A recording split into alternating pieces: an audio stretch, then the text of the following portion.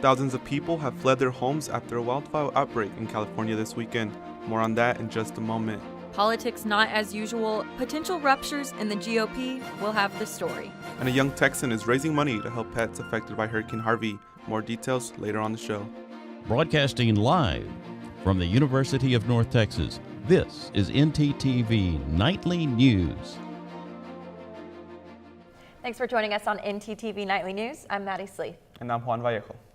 It's almost mid-October and it is still hot outside. You're right. Hopefully we'll get a break from that pretty soon. Let's head on over to Alejandra Cardenas, who has a look at maybe some major drops in temperature. Ali? Well, Maddie and Juan, I have some great news. As we look over at our tower cam over Apogee Stadium, we see the clouds moving in our direction. And with those clouds is a definite cold front coming our way. Now, this is a cold front that we've been waiting for weeks, even months, because the hot temperatures from the summer have continued throughout September and a little bit into October. But tonight, that is going to change as it drops down into the 80s, starting around 8 p.m. and slowly moving its way into the 70s and even into tomorrow morning's forecast is going to drop into the 50s. Now, I would definitely pack a light sweater for the next few days because this cold front is going to be amazing. But unfortunately, it's not going to last for long, but I'll have more updates on that throughout the show. Back to you at the desk. Thanks, Ali. While DFW is getting a cold front, parts of California are facing a raging wildfire outbreak. Last night, an estimated 20,000 residents of Northern California were forced to evacuate from their homes. CNN reporter Karen Kafa has more. Gulf Coast residents may be spending their Columbus Day helping to repair the shores. Although Hurricane Nate did not cause extreme damage, crews in Gulf Shore, Alabama are hard at work repairing the mess that the hurricane did leave behind. The flooding in Mobile, Alabama has reopened, as well as the casinos in Mississippi that had shut down. Even the Hard Rock Cafe, the hardest hit of them all, will reopen after the parking lot was flooded on Sunday morning. Nate is still producing heavy rainfall, causing possible travel delays in the Northeast, as well as concern for possible flash flooding in parts of the Ohio Valley Appalachians. Well, we're not experiencing any hurricane damage here, but we are going to see some changes in temperatures. Yeah, I have my favorite UNT jacket ready. Good. Well, let's head on over to Allie with a look at today's forecast. Allie? Well, right now it is still warm outside with temperatures at 89 degrees and those strong winds at 12 miles per hour. But don't worry, that's going to change tonight with that cold front coming our way, dropping the temperature down at 80 degrees, feeling more like 77, which is good news because tomorrow morning is when you're going to need that jacket, Juan, because the temperatures are going to drop to 54 degrees, feeling a little bit more like 49 with those strong winds still coming our way with some pretty cloudy skies. And trust me, this is going to last for a few days. It's great news for North Texas, but again, I'll have more on that and some chances of rain coming our way later on in the show. Back to you at the desk. Thanks, Ali. There have been several robberies happening at the convenience stores near the UNT community. Our reporter Jessica Harley is live at the convenience store where the latest robbery occurred. Thanks, Juan. Friday night, just before 11, a robbery took place here on the Exxon Mobil on 3600 block of Interstate 35 East on Mayhill Road. The suspect entered the store armed and ordered the store clerk to open the register. He then took the money and fled southbound on foot.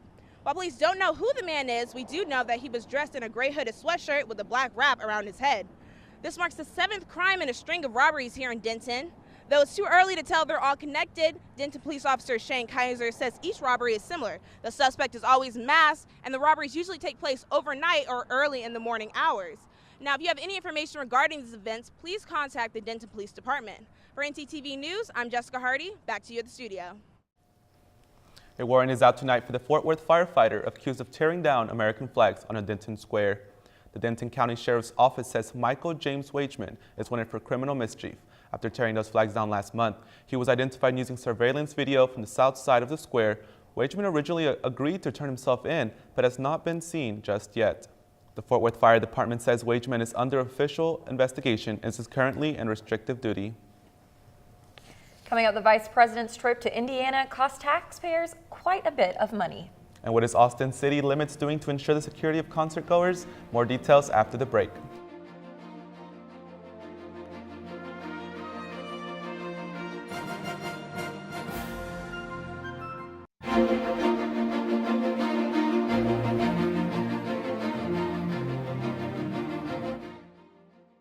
The political situation in Washington is becoming more tense, with the president openly fighting with a key U.S. senator from his own party. Tennessee Senator Bob Corker is now saying the president is a national security risk. Kristen Holmes has more. But there is more than just election politics at stake. Late yesterday, a compromise on the issue of the DACA Dreamers fell apart. The president listed a series of demands, including money for the border wall and legislation that was expected to protect these young immigrants. Democrats responded by saying this was not what they had been discussed and was a deal breaker and a failure to offer a compromise. And still another political story over the weekend. If you watched the football game between the Indianapolis Colts and the San Francisco 49ers on Sunday, you might have seen Vice President Mike Pence storm out after some of the players kneeled during the national anthem. But how much did his early departure cost? According to CNN, the total cost for Pence to walk out of the game was about $242,500. That includes airfare, security, and game admission. Pence left the game saying he did not want to support the uprising protest of players kneeling during the national anthem. Reporters were not allowed in the stadium, but were told by a Pence staffer that the vice president would probably leave early. If the walkout was a planned event, it cost taxpayers thousands of dollars. President Trump will be in Dallas on October 25th for a fundraiser for his re-election campaign and the Republican National Committee. The cost to attend the event ranges from $2,700 for a sit-down dinner to a $100,000 roundtable to share with the president. A separate photo opportunity with Trump will cost $35,000 per person. His son Donald Trump Jr. will be in the town the day before as part of the university's Q&A Speaker Series. The event will take place in the AT&T Stadium in Arlington. Well, Juan, I'm starting to really look forward to this cold front that we're expecting around here. I know, like I have my coffee ready every morning just for the cold weather. Yeah, for the good weather? Yeah. Let's head on over to Allie, who has a look at the rest of this week's weather. Allie?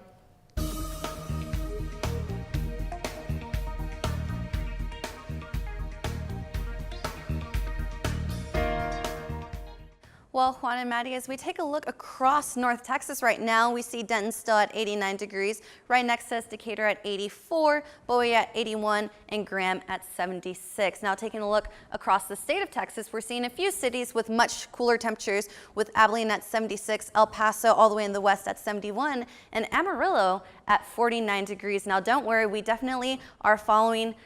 The cold front is definitely following into our area as we take a look at our 7-day forecast, with tomorrow with a high of 69 and a low of 46, and that's going to continue going on into Wednesday with the high being 74 and a low of 53. Now, unfortunately, this cold front is only going to last 2 days here in North Texas as we move into Thursday with a high of 84 and a low of 64. Now, jumping into the weekend on Saturday, we are going to see some pretty sunny skies with a high of 89 and a low of 69, and moving into Sunday is when we see those chances of rain coming our way, with some pretty cloudy skies with 25% chance of rain on Sunday, high of 86 and a low of 57. And Monday, we're going to see the cooler temperatures coming back our way again with a high of 78 and a low of 59 with 22% chance of rain. Now, you are going to be using those sweaters for only 2 days, but I wouldn't put them away too fast because this cold front is definitely coming into the North Texas area soon.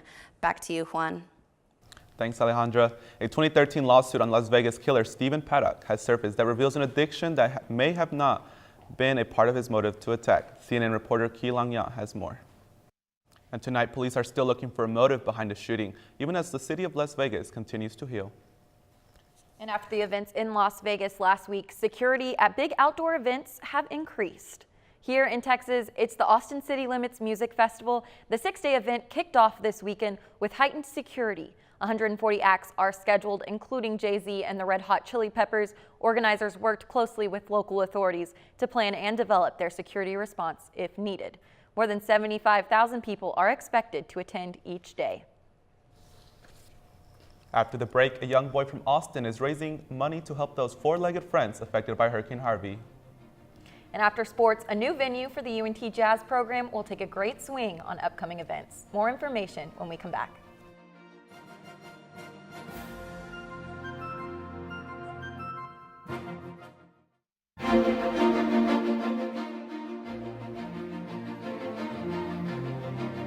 We all know that Texans always help other Texans when they are in trouble, but sometimes those Texans have 4 legs and a tail, or furry ears. Regardless, they still need help, and that's what one boy from Austin is doing to help victims of Hurricane Harvey, and he is doing it in style. Chris Davis has a story from the Austin City Limits event.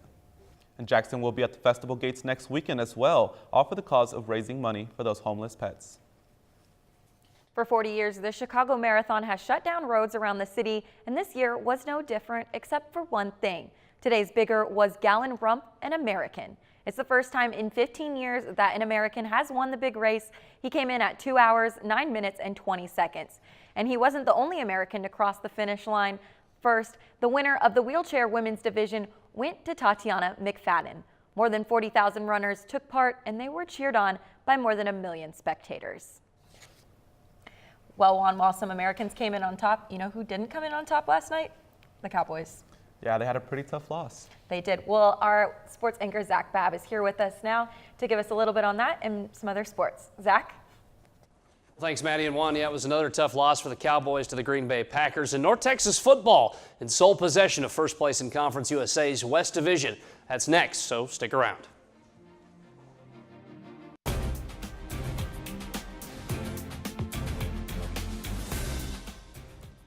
Well, the Houston Astros have advanced to their first league championship series in 12 years as they beat the Boston Red Sox 5-4 this afternoon. Alex Bregman tied the game at 3 in the top of the 8th with a home run, and before Josh Reddick and Carlos Beltran added a pair of insurance runs. It's the first LCS Houston has appeared in since the 2005 NLCS, where they beat the St. Louis Cardinals to advance to the World Series. The Dallas Cowboys have matched their 2016 loss total just 5 games in as they fell to the Green Bay Packers yesterday to drop to 2-3. Despite holding a 21-12 halftime lead, Aaron Rodgers and the Packers stormed back, putting up 20 points in the fourth quarter. Green Bay's winning score came with just 11 seconds left as Rodgers found wideout Devontae Adams on this 12-yard strike. Packers have now beaten the Cowboys in 7 of their last 8 meetings, including the infamous Dez Bryant catch game in the 2015 playoffs. The Dallas Stars season officially began Friday night against the expansion Vegas Golden Knights. However, the pregame ceremony included a tribute to the 58 people who died in last Sunday's shooting on the Las Vegas Strip. Instead of standing on opposite blue lines for the national anthem, Stars players stood behind the Golden Knights players on the same side of the ice. Dallas went on to lose that game 2-1 with former star James Neal scoring both Vegas goals. North Texas football was off this week, but they now stand alone as the top team in Conference USA's West Division with a 2-0 conference record. Thanks to some other results, Louisiana Tech lost to UAB on a blocked field goal with no time left, while Southern Miss stopped a 2-point try from UTSA with 48 seconds to play to secure a 31-29 win. UTSA comes to Denton this weekend in a battle for the top spot in the division. Kickoff is at 6 p.m. That's all for sports. Back to you guys at the desk. UNT's College of Music Division of Jazz Studies will hold free concerts later this month and next. They will celebrate their 70th year by partnering up with the Dallas Foundation for Jazz on the Green Cloud Warren Park. The free concerts will be held from 7 to 9 p.m. beginning October 26th and will feature the Grammy-nominated 1 O'Clock Lab Band. It will continue on November 2nd and November 9th. Well, guys, that sounds like fun, and it does start on October 26th, so hopefully the weather will be a little cooler by that time. Oh, I definitely hope so, but thankfully tonight we are going to see the temperatures drop and get a little bit of a feel of what that cool weather is going to be looking like, because we are seeing the temperatures drop to 80 degrees in just a few hours, and it's going to feel like 77, and again, that's going to lead into 50s tomorrow morning, which is great for that cool weather and that cold front that we have been looking for sure. I believe that looking forward to that sweater weather. Definitely, me too. Thanks for watching ntTV Nightly News. Join us again tomorrow night at 6 here on North Texas Television.